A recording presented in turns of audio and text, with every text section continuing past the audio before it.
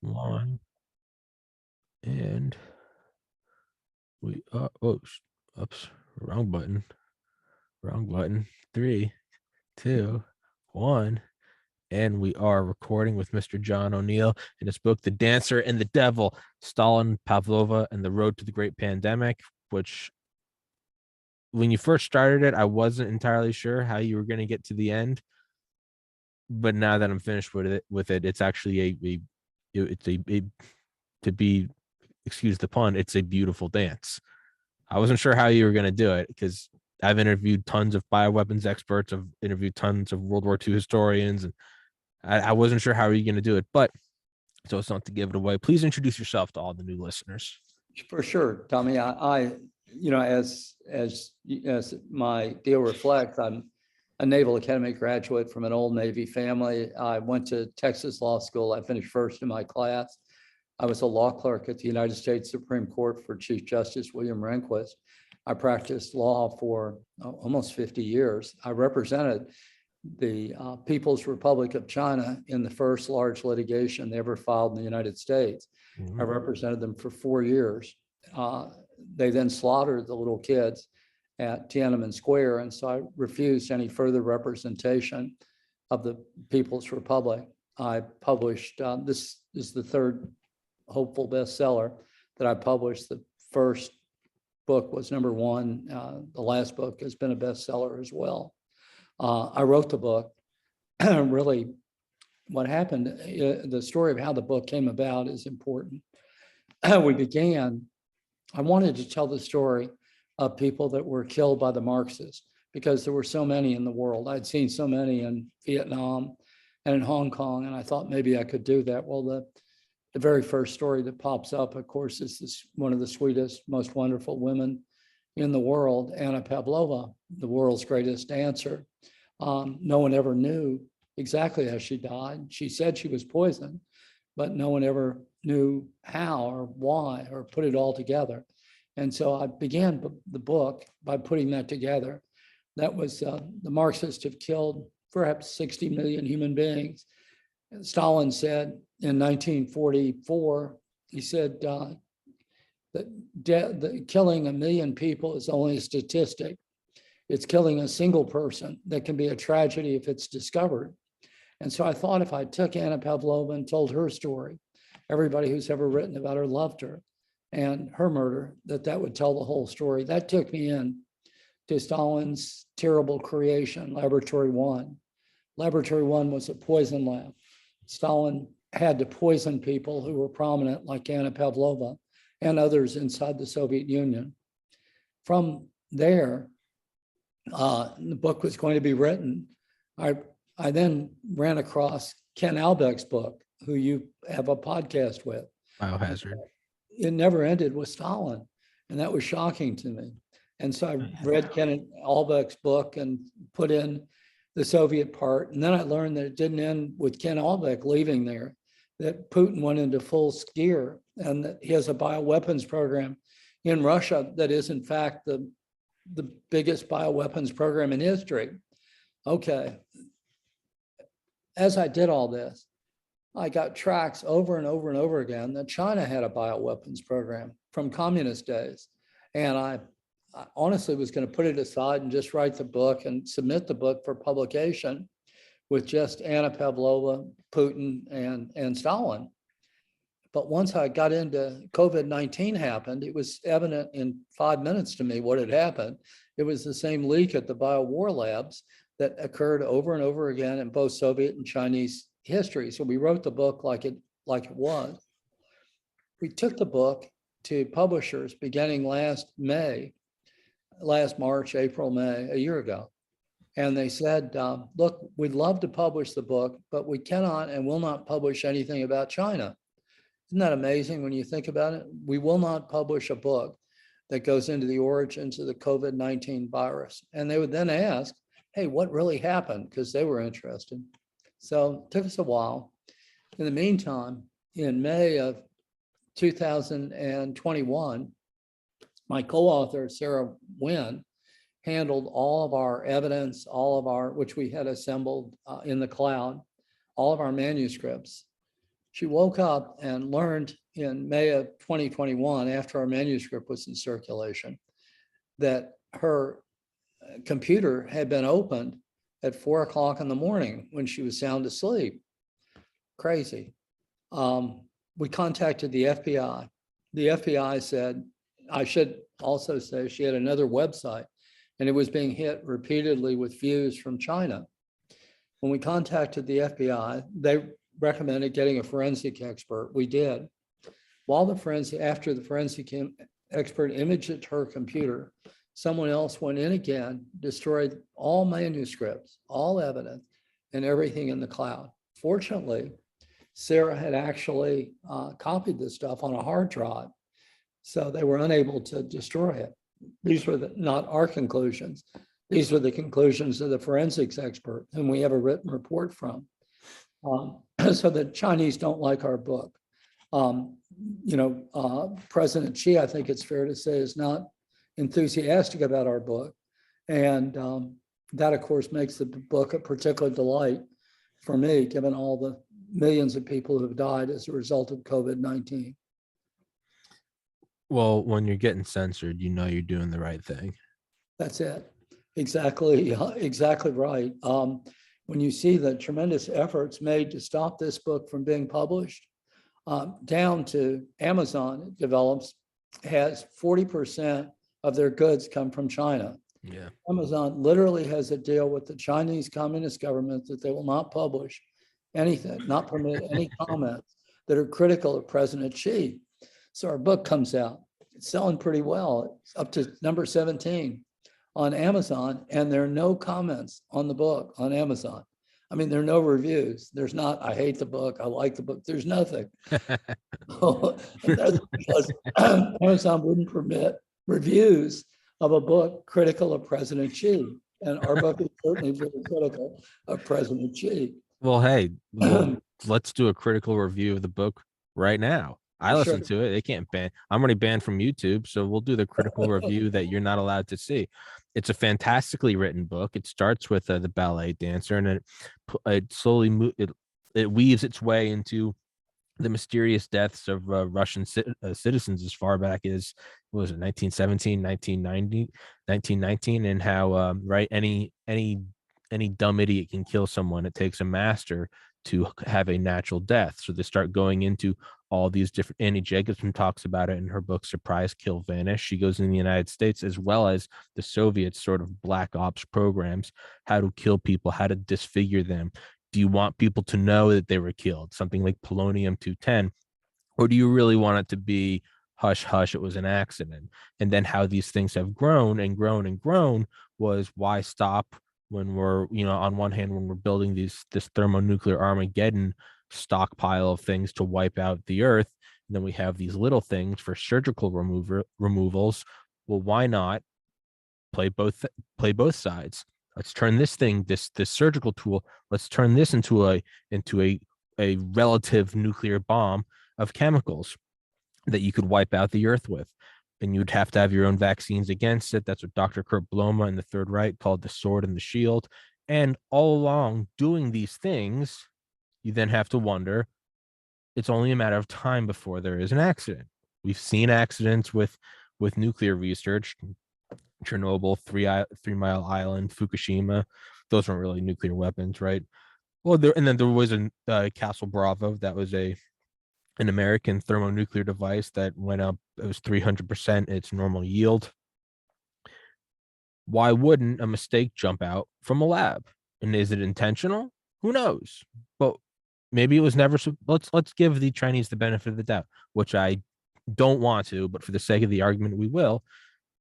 If they were building one of these labs to compete with Russia and America, that's something they would do, and it hopped out of the lab.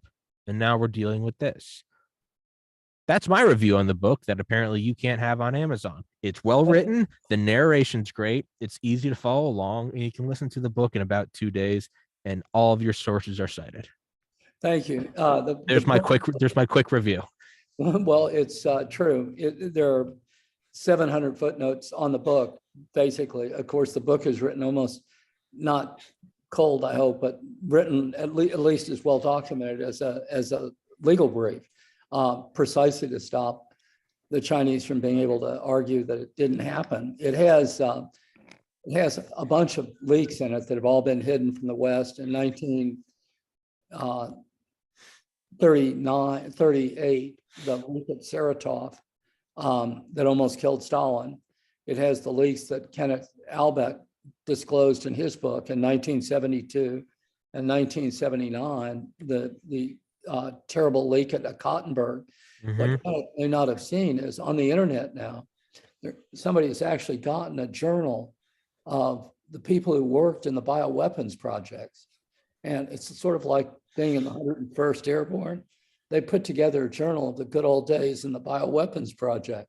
And it has stuff in there like, do you remember how silly it was that we had to kill all the dogs at a Cottenburg and pretend that the anthrax came from them when it was really just our own anthrax plume. And then, of course, it goes on into the Great Leak in China in 1977, which was hidden from the world until 1994. And the Chinese virologist who disclosed it then died suddenly after disclosing it, amazingly. And it is the pattern really for what happened here.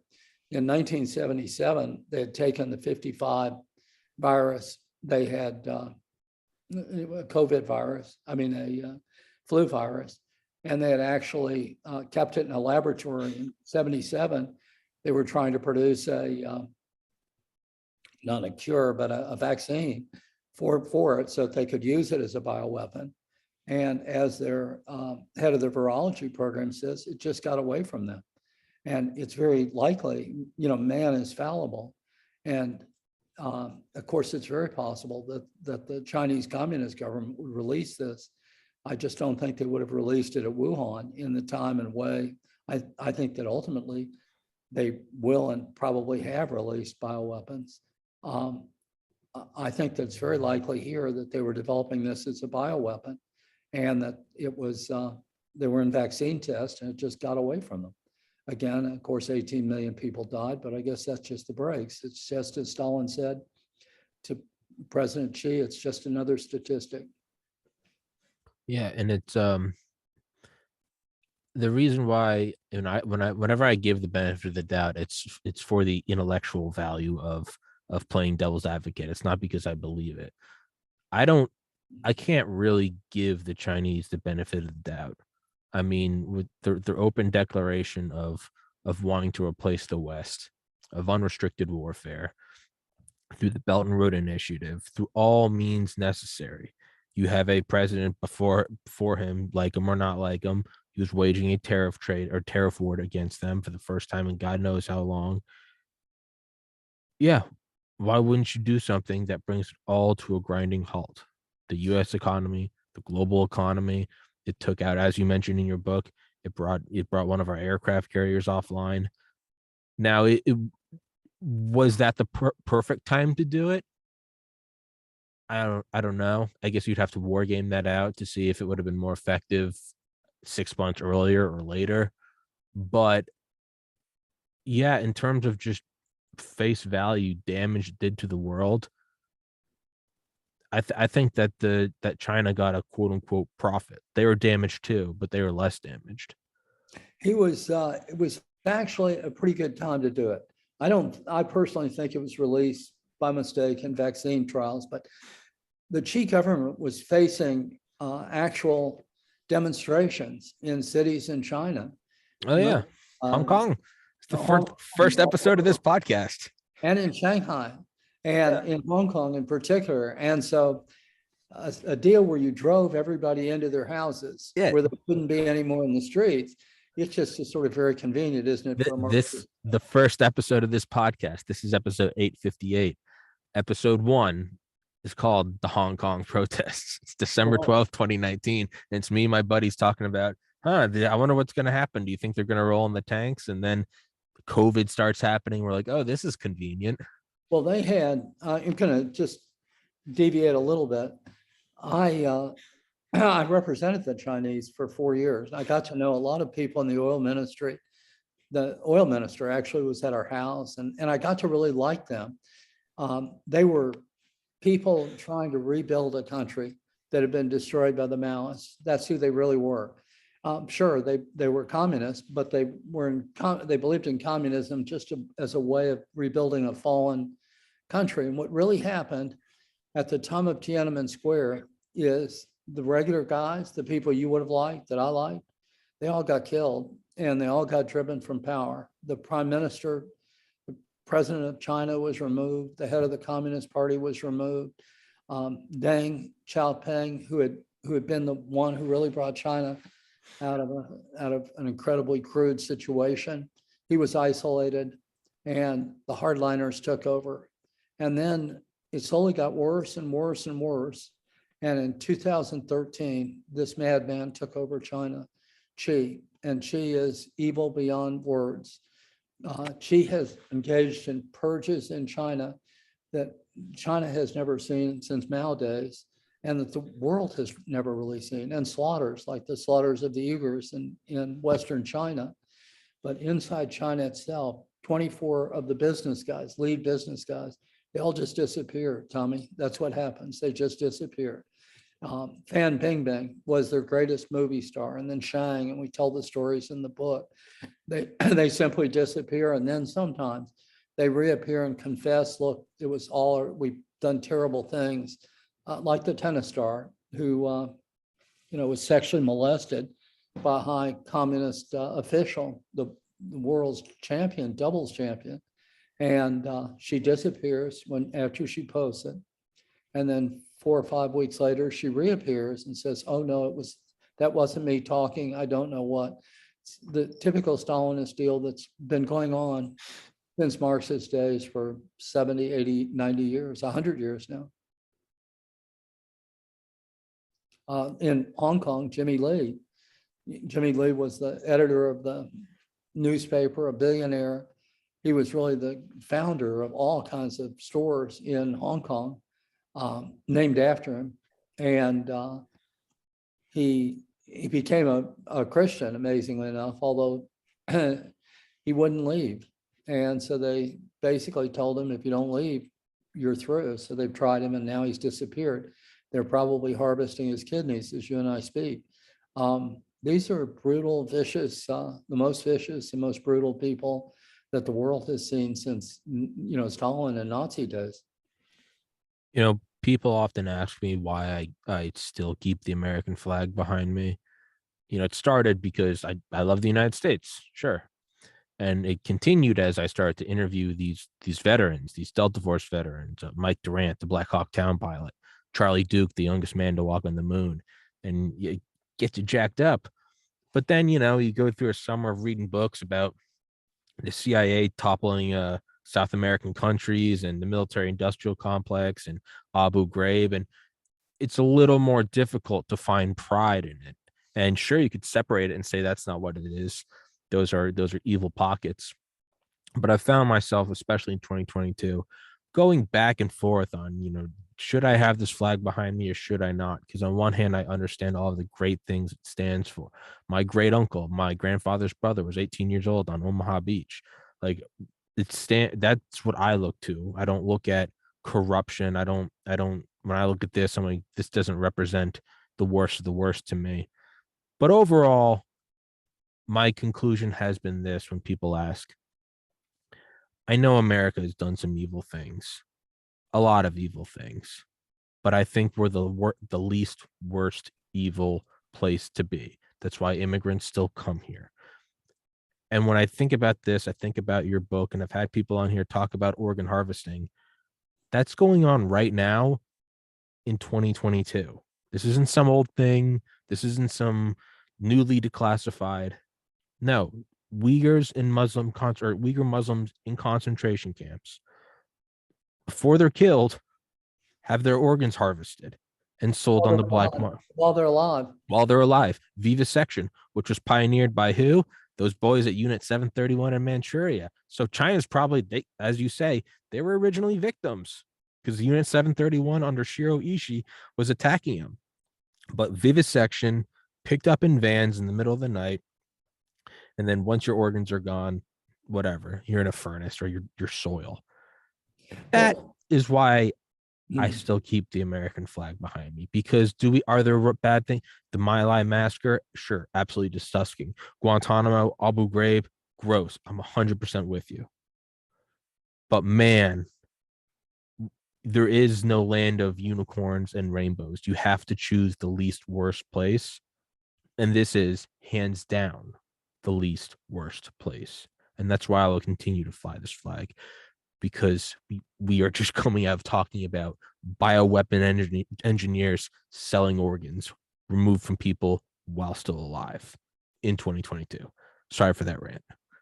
no, of course, you're exactly right. I had two uncles killed fighting for our country in World War II and in Korea. I had a cousin who reminds me a lot of you from Maryland, actually, Yeah. right across from the Naval Academy. He died went down on the Scorpion when the Scorpion went down off the coast of Africa. One thing in the book that you can, when we wrote the book, it was such a sad story of people like Pavlova dying and Wallenberg and so on. But we realized what you got to take from it is the lesson of these people. And the lesson of the people is that we all fight for human freedom. We fight for the dignity of human beings. We fight really for what's good and against what's evil. And that is their lesson, really. Their lesson is that you can look to their lives as an inspiration. You take a guy like Wallenberg, hell, he could have gone back home to Sweden and been wealthy. Instead, he sits around in Budapest and he sits and saves maybe 100,000 Jews. And then when the Russians pick him up, they beat the hell out of him, and he won't turn in the way they want. And so they use him as a rat in a poison lab and they kill him. And then they hide the fact they've killed him for 50, 60 years, and finally won't even today release the documents. And there are a whole sequence of people that the book happens to go through since they've killed, just in Russia, Stalin 20 million. You could write encyclopedia after encyclopedia with stories of bravery of people who all fought. To me, that flag doesn't symbolize the hacks in Washington, D.C., whoever they may be. It really does symbolize human freedom and the quest for human freedom and the quest for what is right and more noble, and trying to fulfill what is good and what's noble, sometimes right, sometimes wrong, but overall always trying, at least with that being the far star that we're all aiming for. And that, of course, is why I wrote the book. Exactly, because I have grandchildren. I'd like them to grow up in a country really is a democratic country, that it respects human freedom. I hope it treats people equally, at least legally equally. And I don't want to be ruled by the communist or the communist Chinese or Putin or some other tin horn, whether it's Hitler or Putin or Stalin or the Japanese emperor. That's not what we're all about. We are the last best hope in the world of freedom. And if we fold, the world falls. We see Marxism taught now in all these college campuses. It's taught as an abstract ideology, but no one ever looks at the actual history of Marxism. That was the purpose of the book. Take a look at what it actually does in real practice, because it's not the first kid on the block. Marxism ruled in the Soviet Union, for 70 years. It has ruled in China for 60 years. The result has been slaughter after slaughter after slaughter of human beings. And it inevitably devolves, except when you have an exceptional person like Xi Jinping, it devolves into one-man rule by one guy who sort of takes the place of God. He becomes, these days, Putin is required to be called the ruler in Russia. President Xi in China has huge statues of him, 60 feet tall, being constructed. So they become kind of a God substitute in a totalitarian throwback to Genghis Khan and way back in the forest of history. And it will always manifest itself in new ways. And what we're seeing right now is we're just seeing the 2022 version of it on shadow banning, on censoring. And you can't comment on the Amazon. You can't leave a review. Not well, I was gonna say, so you can't leave a comment on Amazon or leave a review, but you can come watch this video. Oh wait, I'm banned from YouTube. I'm only on Rumble. But what that also shows you is where there's a will, there's a way, and you can keep pushing forward and you can fight back. But You have dangerous thoughts. We can't let you might cause people to think. ooh, I might cause people to think. It's a terrible thing. I so I was visiting my family up in New Hampshire and really wasn't paying attention to the news at all. And I was at the airport the other day on the way back, and I was seeing all this stuff about Netherlands farmer or what. And I have no idea. But I do look at it as someone with a podcast. I'm like, oh, there's a story. Because not everything I like right now, you and I are covering a book, kind of topical with COVID. But sometimes I would just be covering a book about whatever. But every once in a while, there is a topical issue. And I like to maybe see if I can't get somebody on the ground there and we do an episode. And they're great. The drawbacks are those episodes don't really have any rewatch value because it's kind of the news. But I was like, like I got last summer at the Kabul Air Base withdrawal. I ended up I got a Marine at the air base to do the show, and like I thought that was cool. So I went on Reddit and was like, hey, I was like, if anyone in the Netherlands like would want to come on here and just kind of speak your piece. I purposely worded it like that. I wasn't like, do any of those farmers or nope. No, I just said speak your piece. The overwhelming response was no, don't give them a platform, don't let them talk.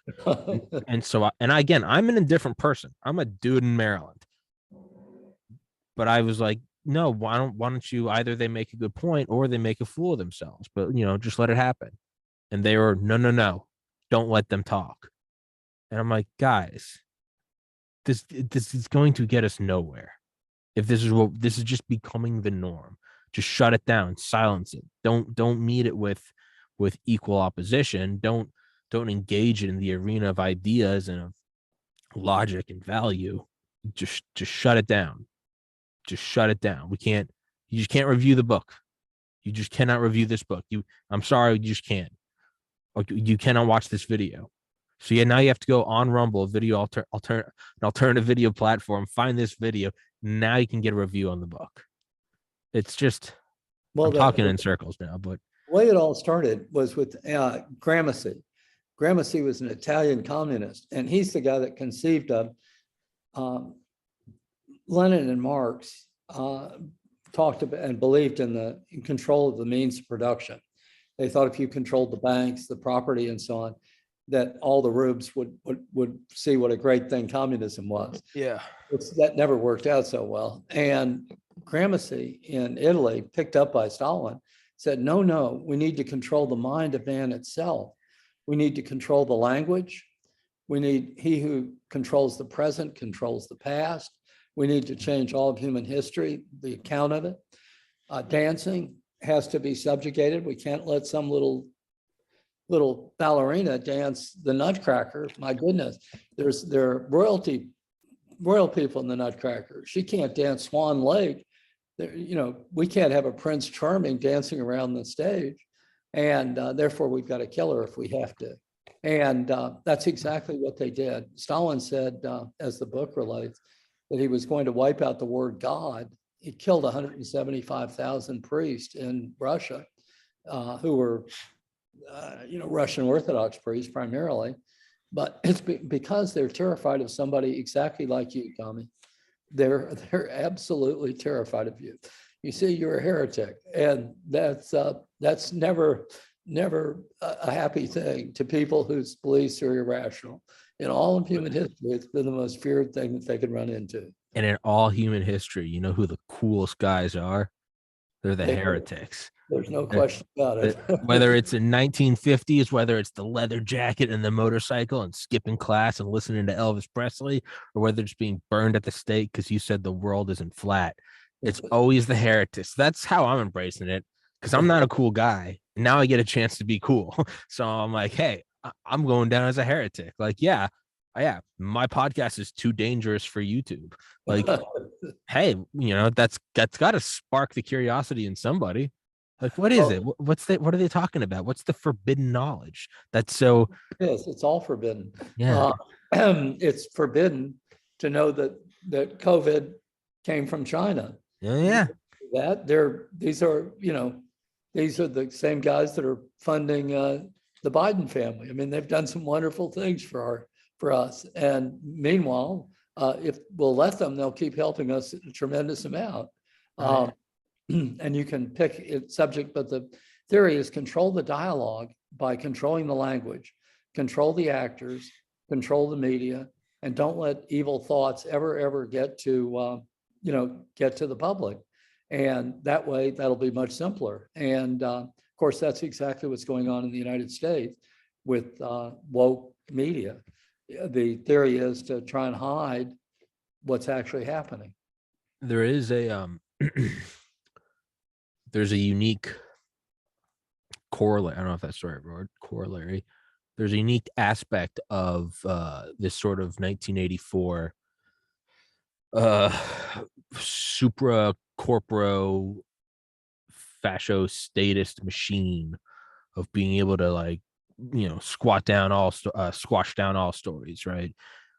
Not only do you have from the government, but you have the government, and they control. You could say Operation Mockingbird with the CIA has their men in all the top news agencies, and then all you need to do is control Zuckerberg and Sundar Pichai and Jack Dorsey, and that right there you control Facebook, Instagram, Twitter, and YouTube. Sure, that is true, and that's terrifying. There's never at one time has so few people been able to control so many in what they see. However, that doesn't exist in a vacuum. That exists so how do you control that many people? Well, you control what they see all the time. Well, what are they seeing all the time? They're seeing their phone and their TV and their iPad and their okay, which means that the thing that they're using to see the thing you control is also able to create. So everyone has this, on one hand, they have this 1984 screen looking at them. And that's how you're able to pipe down the same lockstep messaging across the board. No one ever questions the party line. But the thing is you can turn them around and they've got these nifty cameras and microphones on them. And you can go, hey, I'm going to start a podcast. My name's Tommy. And you can do it on an old laptop above your parents' garage. And with persistence and nothing more than an email, you can get to 857 episodes and you can interview guys that have walked on the moon or interview Dr. Malone and Dr. McCullough and Ken Allebeck. So that's, I guess, that's my silver lining to all of this. Well, you're from the land of live free or die. Yes, so sir. You have no choice, my friend. You don't even have to reason it out like most of us do, but well, that's the base of it. It's true. No, the base of it is I'm going to talk, and if you don't want me to talk, you're going to kill me. Right. It's that simple. That's where the equation starts, and that's where the equation ends. Well, it goes with your Irish heritage. I know. Yeah. Thomas Patrick Carrigan. You know the story. There's a statue in England of a Irish poet, and he was given a chance to confess, and instead they didn't want to execute him, but he said, every day of my life, I've prayed to God to drive the English out of Ireland. So they shot him after the Easter Rebellion. He was a great poet. And in Dublin, there's a statue that says on the place he was killed, that says, England lost a ball of lead. Here, England lost a ball of lead and Ireland lost a song. It's quite a great story. It's encapsulated in a great poem called The Gifford Girl. And he actually was Ireland's greatest early poet, circa 1900. So it's a tough deal being an iconoclast, but you have the purity of knowing that you don't have to think what you just said because you're speaking the truth. And that's a pretty great thing. Yeah, it really is. Like, yeah, man, I remember being in middle school And I had a buddy in middle school when we were in like sixth grade. I swear this guy was decades beyond his wisdom. It was weird. It was almost like he was a time traveler. Just in general, not like he knew who was gonna win a game or something like Back to the Future. I mean, he really had just wisdom, which was odd because we're all 10 years old with braces. But I remember him saying, he was like, what's the point? Like, we have no great battle. We have no Great Depression to fight back against. We have no Revolutionary War. We have no uh, keeping the nation from splitting into two in the Civil War. We have no Nazis or Japanese to go after. Like, what is our fight? And I always thought, I was like, I was like, you don't need a fight. But he was like, no, like, you need a fight. That's where, because otherwise, sure, we can live here and have toys and alcohol and, die in pleasure, but what's the point? Well, Yeah. I'm a lot older than you, and I can promise you that the people that reach the end of their life and have lived it just for themselves are very sad people. All of them I ever met. I met several that were billionaires that had inconceivable amounts of money. I represented a couple that were the wealthiest people in the world among them, and they were very unhappy. I've known any number of people that fought for what they thought was right. Sometimes they were wrong, but they fought for, and they almost all, as they trekked along, live lives that were self-fulfilling to them. Even if you don't believe in the big scorekeeper, and I do, I believe in the final Big scorekeeper. man, yeah. It doesn't matter. I believe you go to the end of a hall and there's an old guy and he says, all right, Tommy, what did you do? Yeah. And you try to explain and you go, well, I never knew the girl in Singapore. I don't know. I'm Yeah. sorry about that or whatever. But in meeting all these people, the ones who have lived fulfilling lives or live for other people and for ideals are the most happy people, even in this world. Well, and that's kind of how I view my life right now. It's like I don't have a girlfriend, I don't have any pets, I don't really have any friends. After college, university, everyone kind of goes their separate ways. Yeah. Lawyers, doctors, I get it. I understand that. I have no romantic ideas of like friend groups staying together. That's just, you get older and you go away. That's what it is. Um, and sometimes I feel very lonely. My family's not too far away, so I go get to visit them, and I'm hoping to move back up there soon. But I do think, I'm like, what am I doing? The fact that like Dr. McCullough will reach out to me and be like, Tom, can I push my new book on your platform?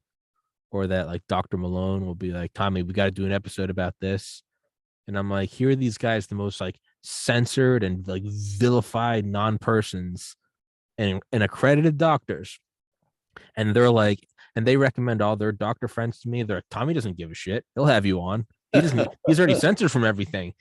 Sometimes they'll come on and they'll be like, they'll dancing around. I'll be like, you can say it. What is it? Ivermectin? Like go. And so like, but then it's like, for me, it's not even about biology and bioweapons and biopreparat and Pfizer and all that stuff. For me, it's an even bigger thing. And it's just continuing to be able to speak, even if you disagree with someone. The second like those Netherlands farmers, I don't think you should have them on your podcast because they got nothing to say. Well, let them come on and let me hear their nothing. Maybe it is nothing. Maybe it's everything. But to me, that's what gives all of this purpose to me. Is it's not just waking up and doing the pod, because doing the podcast itself, I mean, the act isn't that fun, right? You're turning on a camera and talking. That's okay, whatever. But finding the guests, poking at the narratives, sometimes getting humbled and realizing how you were wrong, sometimes getting like, aha, I told you. But all the while trying to show the importance of open discussion. That is worth it to me. And I'm happy with that being the purpose of my life at this point. Maybe one day I'll have another purpose. But right now, I know what I'm doing. I'm doing it peacefully. I'm not saying speak freely and go bomb. No, I'm not calling for that. No, I don't have a militia. It's just me. But I know what I stand for. And and I practice what I preach, as anyone on these podcasts can see. And I know deep in my heart I'm doing the right thing. No matter what anybody says, no matter how angry some comments are, no matter how much I get made fun of behind my back, I know what I'm doing. I know the importance of free speech. And I also know, just like the forms of government you and I have been discussing for this last hour, I also know that when the freedom of speech goes away, the next thing coming, sometimes it takes a week, sometimes it takes a decade, is unimaginable holocausts. And so, hey, I think it's a good life. Tommy, the one thing I'd say is, having observed, tried many, many cases and observed, nobody's ever afraid of a bad argument. People are afraid of a good argument. And as soon as you get someone suppressing speech, it's not because the argument is so wrong. It's precisely because the argument is so powerful and so right. And that of course is the insanity of the woke suppression of speech. You know, of course, we've always believed in the marketplace of ideas, let people hear everything and then make up their own deal. But I've tried a million cases. I was never afraid of a stupid argument. Yeah. I'm always afraid of a really great argument. Those are the ones that terrified me. Yeah. Yeah. Yeah. That's exactly what it is. And so if somebody's tried to suppress you, it isn't because you were saying something stupid. It was because you were saying something that they really could not confound, they couldn't confront rationally and couldn't deal with. And so the easy solution was to try and silence you. And that's sad. That's not how a democracy should work, a free country, and not how our country worked. And I don't think it's finished. I don't think, and that's a good and a bad thing. One, I don't think the censorship's finished. I think they're going to dial it up even more in the coming months. But then I do think the whole thing will be finished. I don't know what it will be. I couldn't possibly tell you what it will be. But I think Tuesday, July 12th, 2022 at 2:51 p.m. Eastern time, I would say the censorship is there's no patterns, no signs are saying it's slowing down. It's only getting worse. I would imagine that, let's see, my first suspension was for talking about election fraud. My next 3 were for talking about COVID-19. My fourth and final was COVID-19. I've been off YouTube for almost a year now. Thank you. Thank you. And now being on Rumble for a year.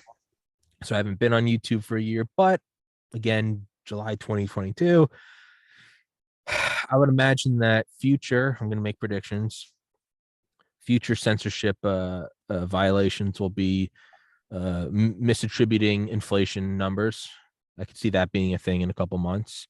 You said inflation was 8.6. In reality, it's only a 6 point. It could be money sent to Ukraine. No, it hasn't been this much. It's actually this much.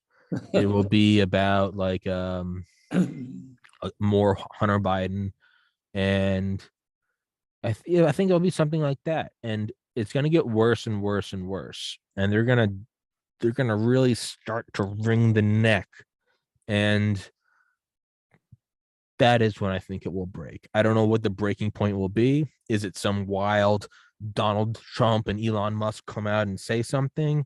Is it Joe Rogan has on Trump and Biden together? I don't know what it will be, but there will be a cataclysmic event socially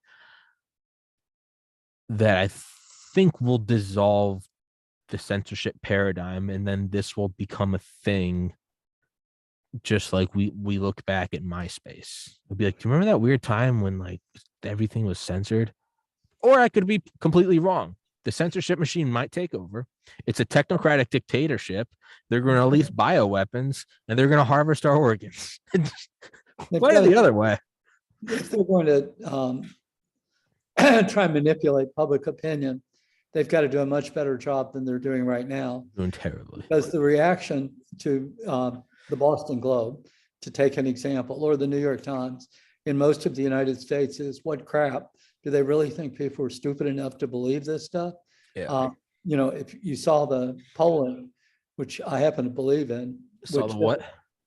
polling yesterday, and the question was, do you have confidence in television news? 11% of the people do. The last, there's always 10% that don't get the word. So they've got the 10% that never got the word plus 1 more percent.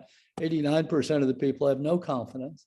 So they've lost total credibility precisely by trying to confine and produce messages that are unrealistic and ridiculous. So understand that there are a lot of people listening that agree with you in this world. It's not a totally lonely fight. There's one hell of a lot. Most people agree with you.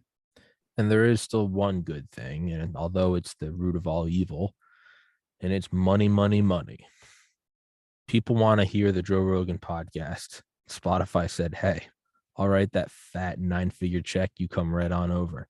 Tim Dillon, the funniest man alive, who makes $250,000 a month on Patreon, the highest paid Patreon member, he has recently had some of his stuff censored on. He does an episode every week, one on YouTube, one on Patreon. The Patreon ones are even funnier. His last 2 episodes have come with like warnings. He can't download them. These are hateful. You can see him starting to go, okay, do I go exclusively Patreon? Because I get my money there. They're getting rid of my ads there. I get my money here. Money still walks, or sorry, money talks. All this woke bullshit. Money talks. All this woke bullshit walks.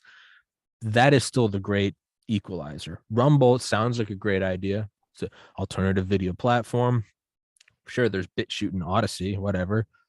I'm on Rumble, and although not much, in 2022, I've made about $500 on it. Now, is that enough for even 1 month's rent? Absolutely not.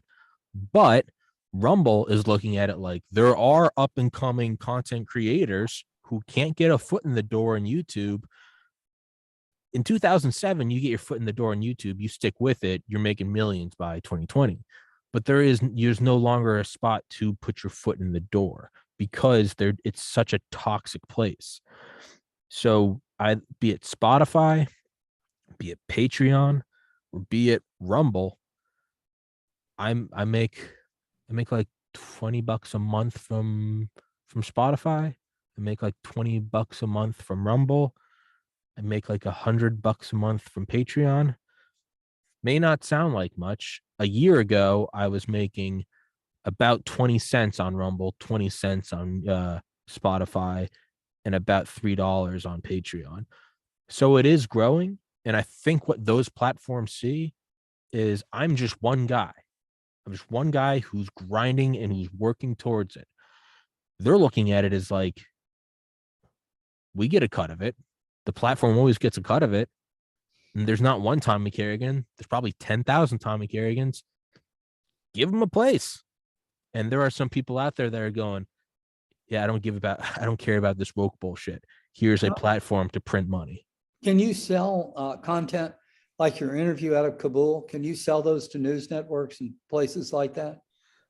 I think I could. No one's ever asked me. I never thought about that. You've got some amazing content. Just reading the description, your guy that walked on the moon, the Marine from Kabul. Those are amazing stories. Albeck, we tried to track down Albeck. I could never find him. Oh, yeah. And, no, I've read his book and all, and got all that. Not an easy guy to locate. I don't know how the hell you. Very difficult. And it was, I promise the first thing I'm going to do when I get finished is go on your podcast, look up the Albeck podcast and listen. It's 451, I think. 451. I'm going to go listen to it. You should. But some of that stuff is very valuable that you've got. But that's my point is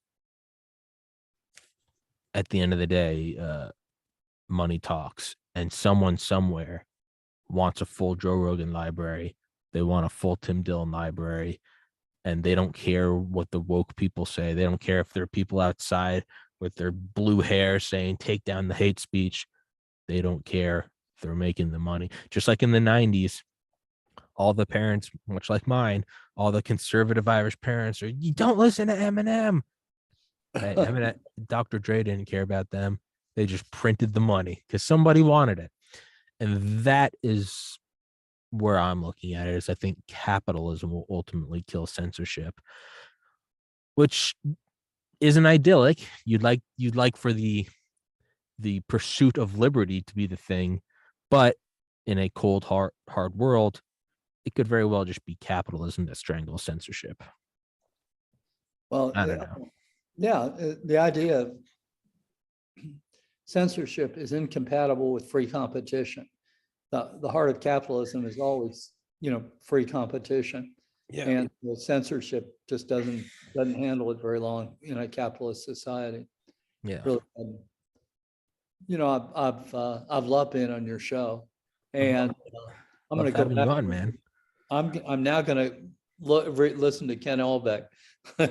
Oh, he's a great one, man. His accent's very hard to understand at first. How did you ever find him? Well, here, hold on. Let me. It's amazing he's still So alive. so now people, I'm gonna stop recording so that I don't want other people hunting him down. Hold on. Oh, And yeah.